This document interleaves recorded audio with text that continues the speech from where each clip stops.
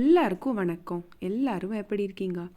Indian ஸ்டோரில் நம்ம ஊர் ஸ்நாக்ஸ் எல்லாமே நன்னா கிடைக்கும். ஸ்வீட்ல இருந்து காரம் வரைக்கும். எப்பயாச்சும் ஸ்நாக்ஸ் வாங்கி சாப்பிடுவோம். ஆனால் என் பையனுக்கு இது வரைக்கும் கொடுத்தது கிடையாது. யூஸ்வலாக வீட்டில் ஏதாச்சும் ஸ்வீட் பண்ணினா அது மட்டும் தான் கொடுப்பேன். சரி, இன்னைக்கு ஒரு சேவரி ட்ரை பண்ணி பார்க்கலாம், அதை ஸ்டோர் பண்ணி வச்சுட்டா கூட குழந்தைக்கு கொடுக்கலான்னு தட்டை தான் பண்ணினேன். வீட்டில் எப்படி பண்ணுறதுன்னு கேட்கும்போது ரொம்ப சிம்பிள் ரெசிபியாக கூட இருக்கேன்னு தோணித்து. நான் எடுத்திருக்க அளவு ஒரு 25 தட்டை கிட்ட வரும். 2 கப்பு அரிசி மாவு எடுத்துட்டு அதை லேசாக வறுத்துக்கலாம்.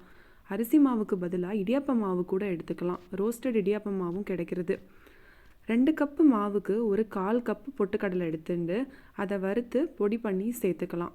இதோட 1 ஸ்பூன் உப்பு, கொஞ்சம் பெருங்காயம், 1 ஸ்பூன் காரப்பொடி, அன்சால்டட் பட்டர் 1 பீஸு, கொஞ்சம் கடலைப்பருப்பை ஒரு 1 ஹவர் முன்னாடியே சோக் பண்ணிவிட்டு இதில் கலந்துக்கலாம். லாஸ்ட்டாக கருவேப்பிலை பொடியும் சேர்த்துருக்கேன். மாவு பக்குவம் சப்பாத்தி மாவு மாதிரி சாஃப்டாக வரணும். கொஞ்சம் கொஞ்சமாக தண்ணி விட்டுண்டு கலந்துக்கலாம். நல்லா உருட்டுற பக்குவம் வந்தோடனே ரெடி ஆகிடும். இதை துணி போட்டு ரெஸ்ட் பண்ணிவிட்டு நான் இங்கே பட்டர் ஷீட் தான் எடுத்திருக்கேன்.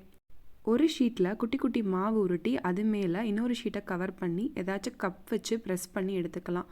தட்டை மொறுமொறுன்னு வர்றதுக்கு ஒரு டிப் என்னன்னு பார்த்தீங்கன்னா, எண்ணெய் காஞ்ச உடனே அது துளி எண்ணெயை அந்த மாவில் விட்டு கலந்துக்கணும். அதுக்கப்புறம் தட்டையை தட்டி நம்ம எண்ணெயில் போட்டு எடுத்துக்கலாம். ஃபஸ்ட்டு டைம் என் பையன் இந்த சேவரி ட்ரை பண்ணான். வீட்டிலே பண்ணி கொடுத்த ஹாப்பினஸ் எனக்கு. இன்னொரு வீடியோவில் சந்திக்கலாம்.